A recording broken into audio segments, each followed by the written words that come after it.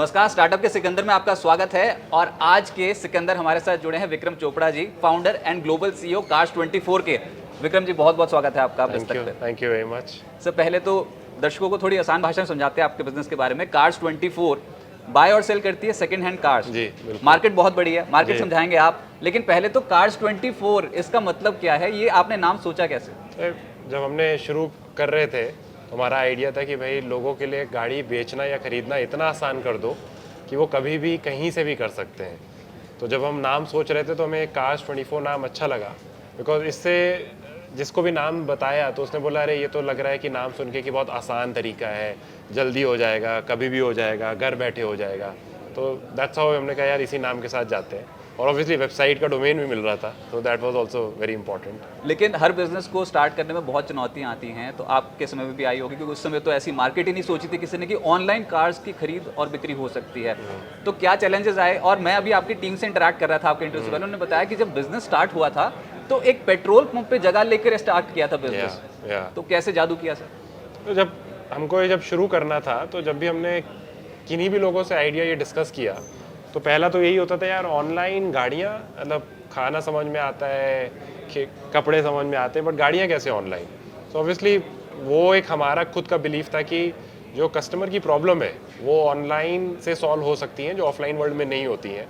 तो हमारा तो भाई बिलीफ था कि इसको करना चाहिए, बट वो शुरुआत वॉज वेरी डिफिकल्ट, बिकॉज ऐसा नहीं कि हम पहली कंपनी थे जो ये ट्राई कर रहे थे। पहले भी कुछ कंपनियों ने ट्राई किया है ऑनलाइन बेचना, बट उनको सक्सेस नहीं मिली। बट हमने ऑब्वियसली कुछ मॉडल में चेंजेस किए, ट्वीक्स किए थे। अब जब शुरू कर रहे थे तो भाई पैसे तो थे नहीं, ना जेब में थे ना कंपनी में थे। और कार ओनर्स को ढूंढे कैसे? भाई आपको अपना मॉडल टेस्ट भी करना है तो आपको कार ओनर्स तक पहुंचना है। तो मेहुल माई को फाउंडर ने बोला कि भाई कार ओनर कहाँ मिलेंगे? पेट्रोल पंप पे मिलेंगे। भाई पेट्रोल पंप तो भराने जाते ही हैं। तो उस तरह से फिर हम पेट्रोल पंप पहुंच गए। फिर हमने पेट्रोल पंप में भी हम जब गए तो हमने कहा जहाँ पे भीड़ भाड़ वाला पेट्रोल पंप था वहाँ पे फिर हमको कोई खड़े भी नहीं होने दे रहा था। तो फिर हमने ऐसा पेट्रोल पंप चुना जो बिल्कुल ही सुनसान एरिया में था। तो उस टाइम पे गुड़गांव में जैसे एक एरिया है गोल्फ कोर्स एक्सटेंशन रोड, तो वहाँ पे एक पेट्रोल पंप मिला जो रिलेटिवली खाली रहता है। आते हैं लोग पेट्रोल भराने, बट जगह ज़्यादा है। तो फिर वहाँ पे हम खड़े होकर अपना काम करने लगे। और फिर हमको देख के जो वहाँ पे जो मैनेजर थी पेट्रोल पंप की, वो एक लेडी, उनको तरस आया कि ये मई जून की गर्मी में ये 2-3 लड़के यहाँ पे दिन भर खड़े रहते हैं और कस्टमर से बात करते रहते हैं। तो उन्होंने हमसे कहा कि भाई मैं 1 महीने के लिए जा रही हूँ छुट्टी पे, आप मेरा ये जो छोटा सा मीटिंग रूम है वो भी यूज़ कर लो। तो उस तरह से हमको एक बहुत छोटा सा एक मीटिंग रूम मिल गया काम चलाने के लिए। और वहाँ से शुरुआत हुई कंपनी की, पेट्रोल पंप से शुरुआत की। कितनी बड़ी कंपनी बन गई है सर? थोड़ा साइज बताएं। एक तो पहले बताएं कि कितने लोगों ने कंपनी शुरू की थी और आज की एम्प्लॉय स्ट्रेंथ कितनी है? तो हम 4 लोगों ने शुरू करी थी। One of them is me and then Mehul, Gajendra and Ruchit, who are my 3 other cofounders. Obviously हम चारों ने शुरुआत करी थी। रुचित और गजेंद्र तो शहर बदला उन्होंने, उनके तो उस टाइम पे बच्चे भी थे तो दे मूव, बॉम्बे छोड़ के दोनों दिल्ली शिफ्ट हुए और छोटे छोटे बच्चे थे। था आप दिल्ली के ही हैं? मैं यहीं पे था, मैं और मेहुल यहीं पे था। वो 2 बॉम्बे शिफ्ट से यहाँ शिफ्ट हुए पूरी फैमिली के साथ, टेकिंग द फुल रिस्क कि चले ना चले, बट पूरी फैमिली को आपने मूव कर दिया। बच्चे भी यंग थे उनके, तो बड़ा चांस लिया उन्होंने भी। और फिर हम 4 लोगों ने शुरुआत करी, फिर धीरे धीरे लोग बढ़ते गए। अभी हमारे पास 6000 से ज़्यादा एम्प्लॉयज़ हैं, और not just India but in 3 other geographies which is UAE, Australia and Thailand. 6000 plus workforce strength. yes, ये आपका जो अभी हम जहाँ ऑफिस में खड़े हैं गुड़गांव में, यहाँ पर 4 फ्लोर्स हैं। हाँ, हर फ्लोर पे इतनी पॉपुलेशन है सर, इतनी हाँ हाँ यार, ये तो एक ऑफिस है, ऐसे तुम्हारे पास 3-4 और ऑफिस है जो हम कह रहे हैं कि अब उन ऑफिस को एक साथ लेकर आना है। तो हमें गुड़गांव में हमारे पास 1100-1200 एम्प्लॉयज़ है कॉर्पोरेट ऑफिस में। सालाना कितना रेवेन्यू जनरेट करने लग गई कंपनी? कहाँ से शुरुआत तो खैर शुरुआत तो पर अभी कहाँ तक के रेवेन्यूज पहुँच गए? शुरुआत में तो जब हम एक भी गाड़ी बेचते थे ना, तो हमारे पहले जो पहला ऑफिस था हमने उसमें घंटी लगाई हुई थी। अच्छा। तो फिर जब भी, क्योंकि यार एक एक गाड़ी भी बिकने तो बड़ी बात है, तो एक भी गाड़ी बिकती थी तो कोई जाके फिर हथौड़ा लेके घंटी बजा देता था। फिर वो एक एक घंटी पे तालियां बजती थी, फिर वो 1 से 2 हुई, 2 से 5 अब हुई। कितनी घंटियां बजती हैं? अब तो घंटी बजाएंगे तो लोग बेचारे काम ही नहीं कर पाएंगे, दिन भर घंटियां ही बजती रहेंगी। तो अब हमारा जो है सेल 7-8 हज़ार करोड़ से ऊपर का है, तो नियरली $1 बिलियन प्लस हमारा रेवेन्यूज ही है साल का। तो यूनिकॉर्न आप बन गए? हाँ, तो यूनिकॉर्न बन ऑब्वियसली गया घंटियां कुछ साल बजनी शुरू पहले। होंगी तो फिर तो घंटियों की आवाज़ ही आती रहेगी। कितने मिनट में सेल हो जाती है, मतलब होता कैसे ये नहीं, काम? अब तो अगर तो हमारा थीम ये है कि हम दर्शकों को बताना चाहते हैं कि स्टार्टअप का मतलब बिल्कुल शून्य से शुरू करना है और बिल्कुल, इतनी बड़ी बिल्कुल। कंपनी बन सकती है कि वो 7,000 करोड़ तक कमा सकती है। हाँ। तो ये आपने शुरू में जो किए, जो चैलेंजेस आए और अभी का ये जो पूरा बिजनेस मॉडल क्रिएट कर दिया, ये बिजनेस मॉडल है क्या? Cars24 करती क्या है? या Cars24 एक सबसे आसान, कन्वीनियंट, ट्रस्टवर्दी तरीका है आपको, चाहे आपको गाड़ी बेचनी हो या ख़रीदनी हो उसके लिए। तो जब आपको गाड़ी बेचनी होती है तो यूजुअली क्या होता है भाई, गाड़ी बेचनी होती है तो इंसान 4 जगह ट्राई करता है, 5 लोगों से मिलता है, हर जगह प्राइस चेक करता है, उसी में 1 महीना निकल जाता है, उसी में हफ्ते निकल जाते हैं। किसके पास इतना समय है?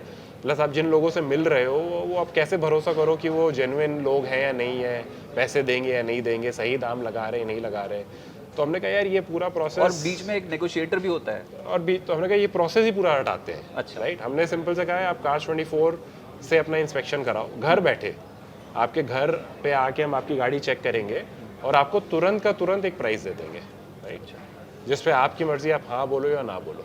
राइट, तो फ्रॉम अ प्रोसेस जहाँ पे इंसान 4 हफ्ते लगा रहा है, 10 लोगों से मिल रहा है, बीच में कोई नेगोशिएटर है जैसे आपने कहा, वो सारा प्रोसेस हटा के सिंपल सा हम आपके घर आएंगे, आपकी कार चेक करेंगे, आप घर में आराम से बैठिए, सोफे पे चाय पीजिए, टीवी देखिए, थोड़ी देर में हम आपको प्राइस बता देंगे और आपको प्राइस पसंद आए तो आप बेचिए, नहीं पसंद आए तो मत बेचिए। नाउ मेन सवाल आप पूछोगे कि भाई प्राइस सही है वो कैसे पता? वो कैसे पता चलेगा? तो उसका बेसिकली बैकएंड में क्या होता है जो कस्टमर को नहीं दिखता है, बट हम क्या करते हैं, हर कार, और यहाँ पे ऑनलाइन पार्ट आ जाता है बहुत इंपॉर्टेंटली, हर कार एक ऑक्शन ऐप पे जाती है। तो हमने, आपने सुना होगा ऑफलाइन ऑक्शंस के बारे में, हर तरीके की मार्केट होती है ऑफलाइन ऑक्शंस की, जैसे अमेरिका वगैरह में तो फिजिकल कार के ऑक्शंस होते हैं। इंडिया में हमने कुछ फिजिकल नहीं बनाया, हमने सीधा उसको ऑनलाइन कर दिया।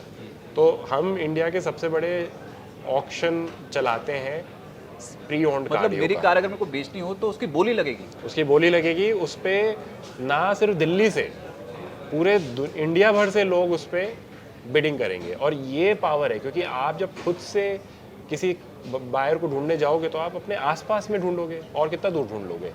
इससे आपको इंडिया भर में कहीं भी बायर मिल सकता है। राइट, तो इससे आपको बढ़िया प्राइस भी मिलती है आपकी कार की, बायर भी खुश, और ऑब्वियसली हमारा भी जो मकसद है कि भाई लोगों को गाड़ी आराम से बिकवा पाए वो पूरा हो रहा है।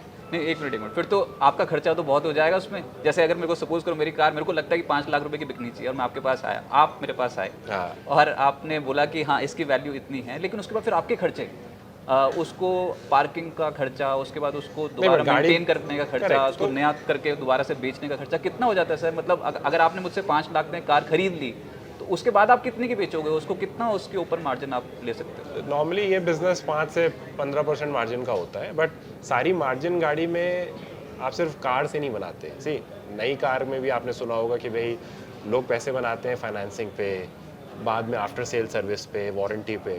तो कार से पर से आप कम मार्जिन बनाते हो, ज़्यादा मार्जिन आप बनाते हो इन चीज़ों से, फाइनेंसिंग मिला के, वारंटी मिला के, एक्सेसरीज बेच के, आफ्टर सेल्स करके। तो वो सब मिला के आप 5 से 15%, डिपेंड्स ऑन, अगर बहुत महंगी कार है, 10 लाख के ऊपर की कार है तो उस पर आप 4% मार्जिन बनाओगे, अगर 2 लाख की कार है तो उस पर आप शायद 15% तक भी चले जाओगे। So that's how it varies. और आपने इसके बाद बोला कि सबसे बेहतर आप कार की कीमत देने की कोशिश करते हो, तो इसके लिए क्या कोई एल्गोरिथम सेट है? क्या आप आर्टिफिशियल इंटेलिजेंस की मदद लेते हो?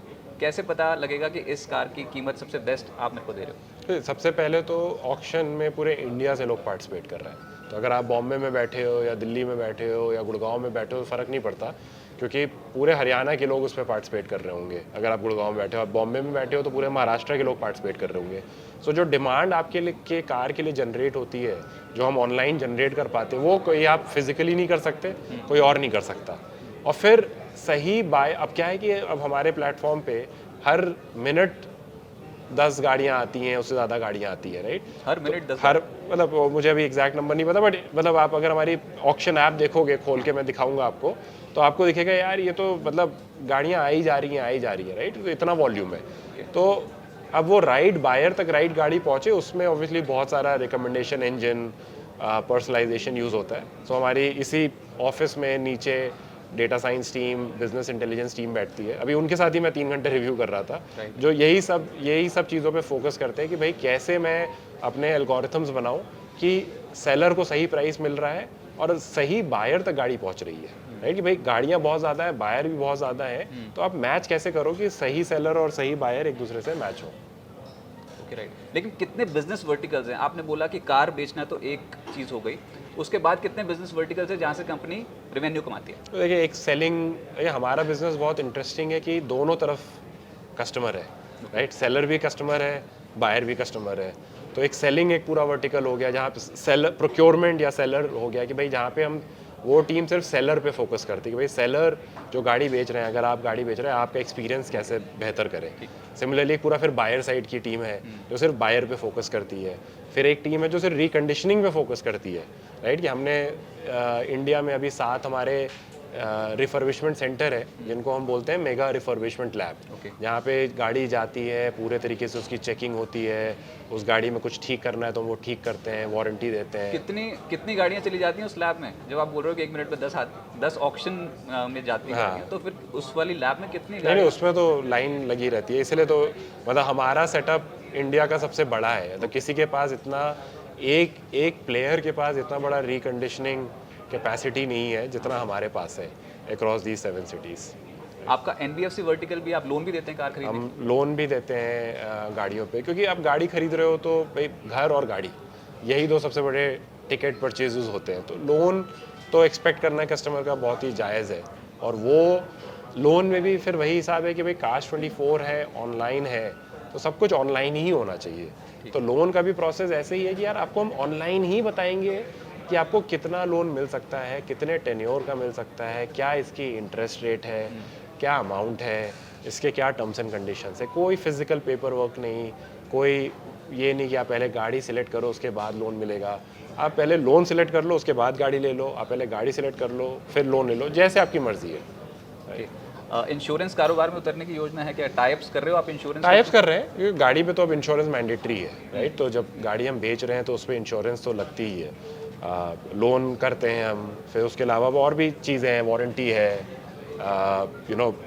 कस्टमर्स प्रेफर करते हैं कि भाई मेरी सर्विसिंग गाड़ी की आप ही लोग करवा दो, जो हम अभी नहीं करते हैं। सर्विसिंग तक अभी नहीं कर रहे हैं, बट हमारा फ्यूचर में प्लान है कि हम वो भी करेंगे। तो देखिए, कार मार्केट उस तरह से बहुत बढ़िया है, कार सिर्फ बेचना और ख़रीदना तो 5 साल में 4 साल में एक बार होता है, बट फिर इंश्योरेंस, वारंटी, सर्विसिंग, राइट, ये सारी चीज़ें तो रेगुलर होती हैं। अच्छा, लेकिन ये सेकंड हैंड कार मार्केट कितना ग्रो करेगी सर? क्योंकि अभी जो सरकार के रीसेंट नॉर्म्स आए हैं उसमें फेज आउट होंगी गाड़ियाँ आने वाले समय में, जो सेकंड हैंड कार्स होंगी, तो ये क्या आपके बिजनेस के लिए कुछ हर्डल डेवलप हो सकता है इसमें? सही, अगर आप 10-15 साल पहले का सोचो तो लोग बात करते थे कि यार गाड़ी एक बार ले ली तो बस अब हमेशा यही गाड़ी रखनी है, राइट? बेचते ही नहीं थे।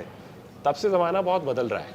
तो सबसे पहले तो नई कार में काफ़ी ग्रोथ आएगी, क्योंकि भाई जैसे जैसे इंफ्रास्ट्रक्चर बन रहा है, रोड्स बन रहे हैं, हाईवे बन रहे हैं, लोगों को गाड़ी चलाने के मौके मिलेंगे, राइट? आज आप यहाँ से जयपुर गाड़ी से आराम से जा सकते हो, क्योंकि अब हाईवेज़ बन गए हैं, आप फास्टर जा सकते हो। गाड़ियाँ यूज़ ज़्यादा होंगी तो इंसान गाड़ी चेंज जल्दी जल्दी करेगा, राइट? सेकंड, गाड़ियाँ आप सोचो तो मोबाइल फ़ोन जैसी होती जा रही हैं। हर 1 साल में 2 साल में नए फीचर्स आ जाते हैं, राइट? वो फीचर्स हर कार मैन्युफैक्चरर अपग्रेड करता रहता है। तो जब आप अपनी 3 साल पुरानी गाड़ी देखते हो, कहते हो यार ये नई गाड़ी में तो अब बिना ब्लूटूथ के कनेक्ट हो जाता है मेरा फ़ोन, उसमें चार्जिंग पैड भी है नई कार में, मेरी कार में नहीं है, तो मैं कार अब चेंज करना चाहता हूँ। मेरी कार में सनरूफ पूरा नहीं खुलता, आधा खुलता है। तो कॉम्बिनेशन ऑफ बोथ, एक तो नई कार की सेल बढ़ रही है, दूसरा कस्टमर की प्रेफरेंस चेंज हो रही है कि वो भी कार अब हर जल्दी चेंज करना चाहते हैं। फ्रॉम टाइम 10-15 साल से पहले जब होता था कि यार एक बार कार ले ली तो अब 10 साल वही कार है, से लोग अब जल्दी चेंज करना चाहते हैं। तो ये दोनों चीज़ों की वजह से नई कार बढ़ेगी तो यूज कार भी अपने आप बढ़ेगी। अब जो गवर्नमेंट कर रही है कि भाई पुरानी गाड़ियाँ हमें फेज आउट करनी है, एंड ऑफ लाइफ करनी है, see that will make people buy new cars. नहीं तो there is still a section of people who are keeping those cars. अब वो कार चली जाएंगी तो उनको नई कार खरीदेंगे तो कभी तो वो प्री ओन्ड कार बनेगी, बेचेंगे। तो आई थिंक मार्केट में जितनी भी चेंजेस आ रहे हैं वो सारे हमारे बिजनेस को आगे बहुत बड़ा ही करेंगे। तो कितना बड़ा हो जाएगा सर ये बिजनेस इंडिया में? कितनी बड़ी इंडस्ट्री है? आपने बोला 7,000 करोड़ रुपए आपका रेवेन्यू, तो कितनी बड़ी इंडस्ट्री है, उसमें आपका कितना हिस्सा? हम तो इंडस्ट्री का 5% भी नहीं है अभी, राइट। कुछ $20 बिलियन की इंडस्ट्री और हमारा आज रेवेन्यू $1 बिलियन है। बट मेन बात क्या है? मेन बात ये है कि इंडिया में सिर्फ 2.5-3% लोगों के पास ही गाड़ी है। That is the main thing, right. मतलब 100 में सिर्फ 2 या 3 लोगों के पास ही गाड़ी है। ये नंबर आगे जाके 10%, 20%, 30% भी पहुंचेगा। तो जो आज $20 बिलियन का मार्केट है, वो इंडिया में शायद 10 साल में, अब मुझे नहीं पता कितना बड़ा होगा, बट क्या वो इवेंचुअली 10 साल में क्या वो 40-50 बिलियन का होना चाहिए। क्या वो 20-30 साल में क्या 100 बिलियन का मार्केट बनेगा। तो ये ऐसा मार्केट है जो यहाँ से ग्रो ही करेगा और काफ़ी तेज़ी से ग्रो करेगा। तो 100 बिलियन में आपका फिर से अगर 5% हिस्सा देखा जाए तो फिर 5 बिलियन। अच्छा, तो बहुत ही बढ़िया है। उसमें ये बोल रहा हूँ, तो सर आप इंडिया का बता रहे हो, हिंदुस्तान। हाँ, मैं तो इंडिया का बता रहा हूँ। हाँ, तो उसके बाद आपके ऑपरेशंस और कहाँ पर फैले हैं? आपने बोला सऊदी अरब में है, नहीं, यूएई में UAE में है, थाईलैंड में है और ऑस्ट्रेलिया में है। यूएई, थाईलैंड और ऑस्ट्रेलिया। ऑस्ट्रेलिया। तो वो कितनी बड़ी मार्केट है सर? मतलब मैं समझना चाहता हूँ, ये इंडस्ट्री जो आपने ये स्टार्टअप शुरू किया था, इसका स्केल कितना बड़ा होता चला जा रहा है? कितनी सिर्फ 7 सालों में कंपनी को ऑपरेट हुए? This is 8th year. तो ये गाड़ी का मार्केट ना, बढ़िया बात है, हर जगह बड़ा है। यूएई में $15 बिलियन का मार्केट है, थाईलैंड में भी 20 बिलियन का है, इंडिया के बराबर। ऑस्ट्रेलिया में तो 40 बिलियन का है। तो बहुत काम है अगले 20 साल के लिए। काम की कोई कमी नहीं होने वाली हमारे लिए। तो ये तो हुई रेवेन्यू की, मार्केट साइज की बात, लेकिन कंपनी क्या प्रॉफिटेबल हुई इतने साल में, या फिर अभी प्रॉफिटेबल होना बाकी है? आप, ये एक लेयर्ड क्वेश्चन है। सो देखिए, जो हमारे मेन पार्ट्स ऑफ बिजनेस हैं वो अब पैसा बना रहे हैं। जैसे हमने बिजनेस शुरू किया था सेलर साइड से, राइट, कि पहले सेलर की प्रॉब्लम सॉल्व करते हैं। फिर हमने कहा हम बायर साइड में जाएंगे, फिर हमने कहा हम लेंडिंग में जाएंगे, इंश्योरेंस में जाएंगे, नए देशों में जाएंगे।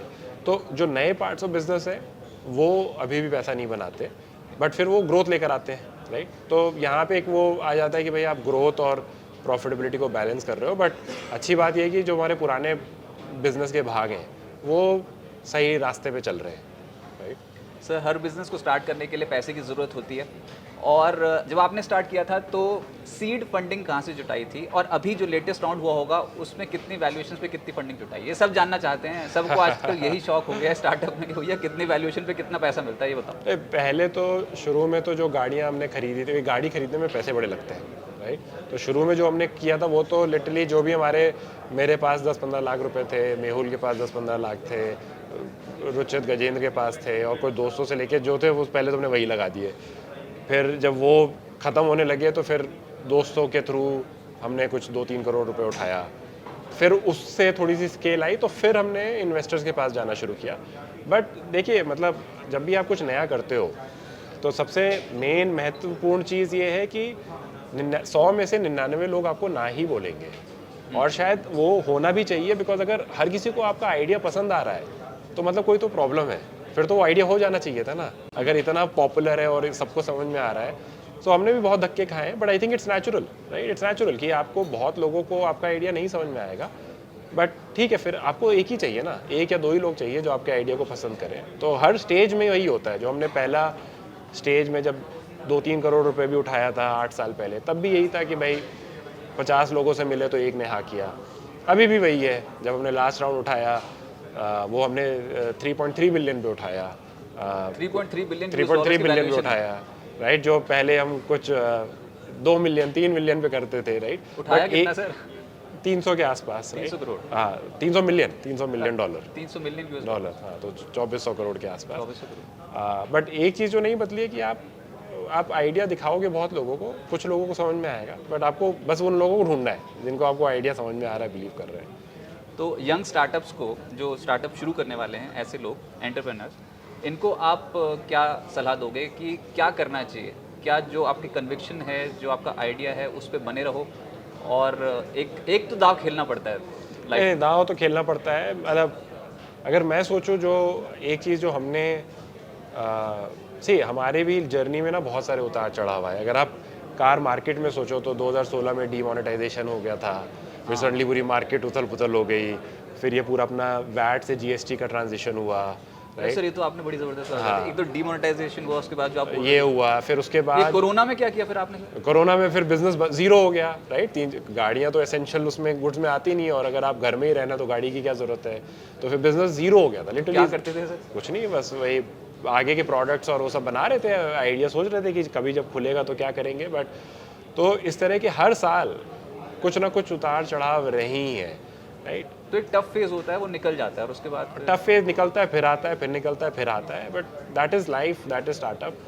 I think her tough phase में मैंने सिर्फ एक ही सवाल पूछा है कि भाई जो मेरे बायर और सेलर हैं, क्या मैं उनकी लाइफ में वैल्यू ऐड कर रहा हूँ या नहीं। अगर आज Cars24 नहीं होता तो उनको कैसा लगता, उनको कोई फ़र्क नहीं पड़ता कि ठीक है था तो बढ़िया था, नहीं है, या उनको लगता है यार ऐसी सर्विस होनी चाहिए। और उसका आंसर जब भी हमने अपने कस्टमर से बात करी है, जब मैं खुद जाके कस्टमर से मिलता हूँ, वो आंसर होता है कि यार आप ये 50 चीज़ें बेटर कर सकते हो, बट यार आप मेरी लाइफ में एक वैल्यू तो ऐड कर रहे हो, राइट। ऐसी सर्विस चाहिए। तो वही है कि भाई अगर आपके कस्टमर्स बोल रहे हैं कि भाई उनको ये चीज़ चाहिए, फिर आप लगे रहो, फिर वो उतार चढ़ाव आते रहेंगे। बट वो इम्पॉर्टेंट है कि कस्टमर्स क्या बोल रहे हैं, राइट। कस्टमर्स क्या वो बोल रहे हैं कि भाई दे नीड अस और नॉट, राइट। और उसका आंसर हमेशा टचवुड हमें मिला है कि भाई हाँ, ये आप हमारी लाइफ की प्रॉब्लम तो सॉल्व कर रहे हो, जो बहुत बड़ी प्रॉब्लम है। तो 6000 प्लस एम्प्लॉयज़ हैं जी, सब कारें बेचने पे लगे हुए हैं, अब गाड़ी भेज। तो पता नहीं कितने कस्टमर्स होंगे हाँ। जिनको आपने कार बेची होंगी। जी, आप कौन सी कार चलाते हैं? और मतलब आयरॉनिकल तो ये है कि मेरे पास कोई कार है ही नहीं, बट मेरी नहीं, वाइफ, सच सुनना चाहिए। नहीं सच ही बता रहा हूँ मैं, मेरी वाइफ के पास पोर्शा है, पोर्शा कायन। मैं तो कभी वो मुझे ड्रॉप कर देती है, कभी ड्राइवर ड्रॉप कर देता है, नहीं तो कभी टैक्सी ले लेता हूँ। चलिए सर, इस शो के आखिर में जो यंग एंटरप्रेन्योर्स हैं उनको आप क्या मैसेज देना चाहेंगे? आई थिंक मैं आज से 10-11 साल पहले मैं यूएस गया था वॉर्टन में एमबीए करने, जो मैं 6 महीने में छोड़ के आ गया, क्योंकि वहाँ जाने के बाद मुझे और स्ट्रांगली रियलाइज़ हुआ कि सारी अपॉर्चुनिटी इंडिया में है, राइट। इंडिया बहुत बड़ा होने वाला है, और ये 2011 की बात मैं कर रहा हूँ। तब तो स्टार्टअप्स इतने भी नहीं आए थे, इतना इकोसिस्टम डेवलप नहीं हुआ था, बट ये बिलीव था कि अगले 10 साल बहुत डिफरेंट लगेंगे। और बाय द वे ये वो टाइम था जहाँ पे हर कोई कहता भाई नौकरी करो ना, ये क्या स्टार्टअप का शौक रखा हुआ है, राइट। अभी तो इस तरह के आपके जैसे बढ़िया चैनल हैं जो लोगों को इनकरेज कर रहे हैं कि आप सोचें और उस पर करें। तो आई थिंक अगले 10 या अगले 50 साल इंडिया के हैं। हर प्रॉब्लम में डिजिटाइजेशन होने वाला है, और अगर आपका आइडिया डिजिटाइजेशन का भी नहीं है तो भी हर एरिया में बहुत अपॉर्चुनिटीज़ है। तो once in a lifetime मौका है हमारी जनरेशन के लिए, जो शायद 50 साल बाद वाली जनरेशन को नहीं मिलेगा, जो हमसे शायद 20 साल पहले वाली जनरेशन को भी नहीं मिला, कि भाई आप सब में से बहुत लोग अगले अदानी, अंबानी और टाटास बनेंगे इंडिया के। लगे रहिए। एक तो खिलाड़ी हमारे सामने ही है, तो उम्मीद करते हैं सर कि Cars24 की जर्नी बहुत ही स्ट्रांग रहे। मज़ा आ गया आपसे बात करके, बहुत बहुत शुक्रिया sir. Thank you very much, thank you.